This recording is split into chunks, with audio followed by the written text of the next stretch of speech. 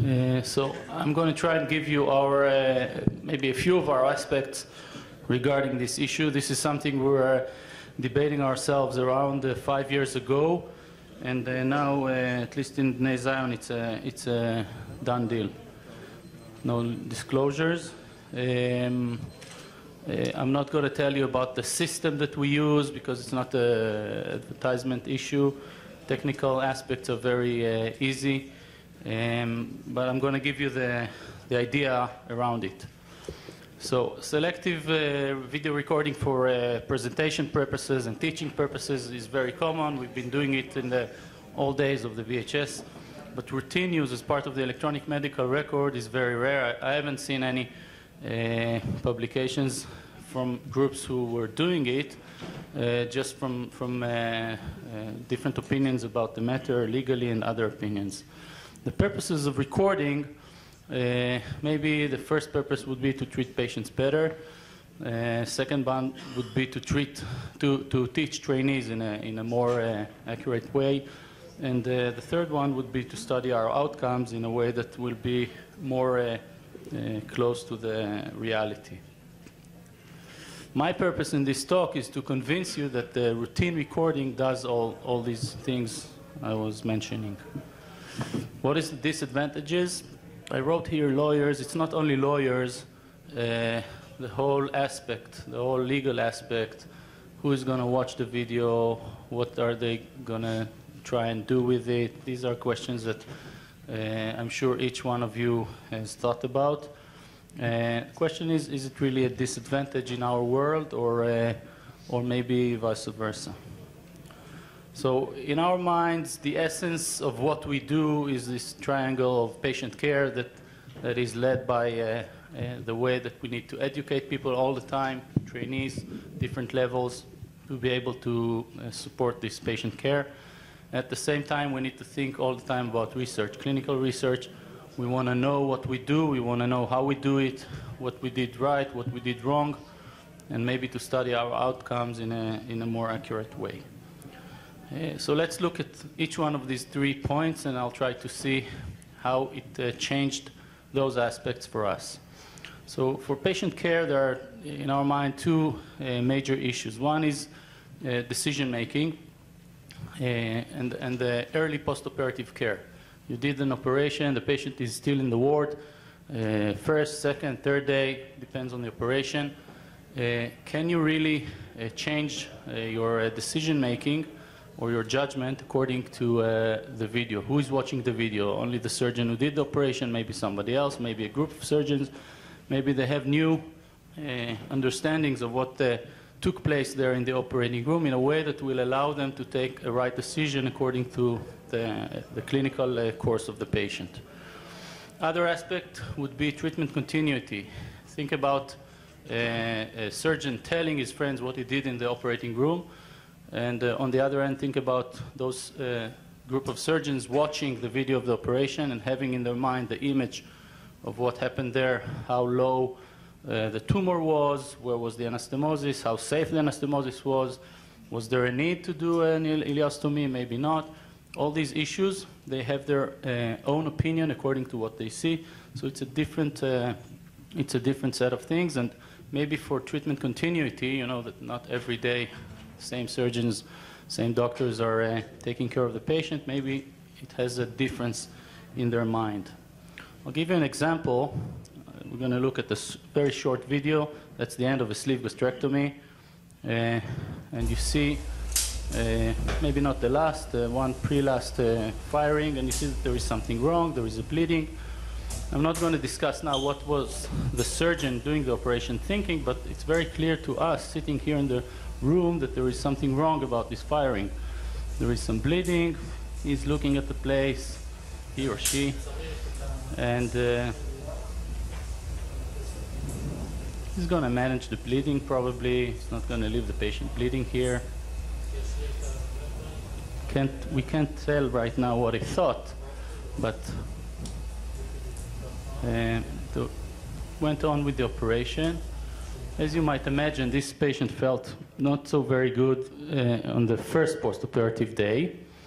And just looking back at the video and watching this misfiring of the previous staple line allowed us to take a decision immediately to take him back to the operating room. This is how it looked about 36 hours post-operatively. He was a young patient, a little bit tachycardic, no more. Maybe some serous fluid coming out of the drain. We found this fistula exactly in the same spot that you could have understood from the previous operation, enabled us to put a stitch quickly. And the post-operative course for this patient was uneventful. He went home the 6th day post-operatively.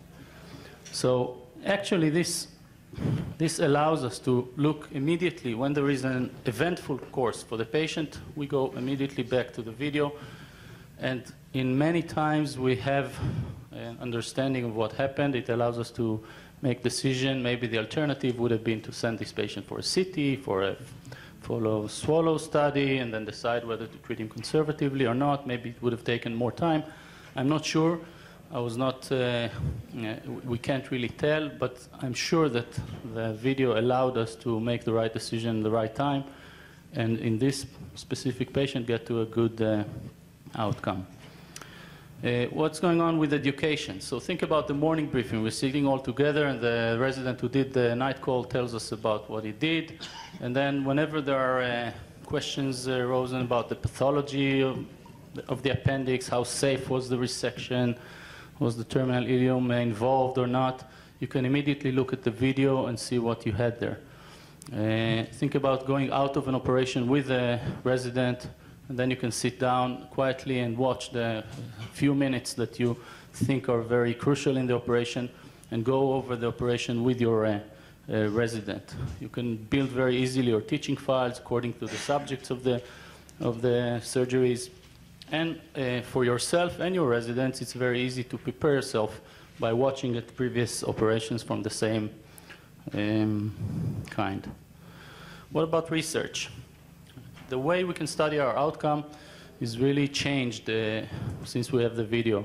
I'll give you an example also. For bleeding from sleeves, we were a little bit concerned about the percentage of patients who had bleeding complications from sleeves gastrectomy, and we took the bleeders and we looked at their videos, and there was one thing that was very clear. They were not bleeding during the operation. The stapler line were really dry.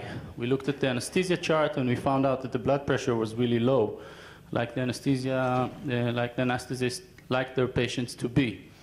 And then we realized that these patients, they all bled in the postoperative care unit, and it made us conduct a randomized trial where we raised the blood pressure of all these patients who were doing the sleeves to 140 millimeters of mercury, and then we randomized the patients to be either in the control group or having a fibrin glue or a stitch, a hemostatic stitch.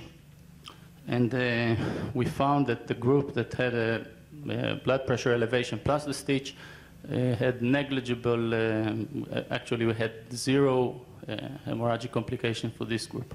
But the thought about looking at the operation, understanding it was not bleeding during the operation, but bleeding because of the stapler line that was not reinforced, made us go for this study.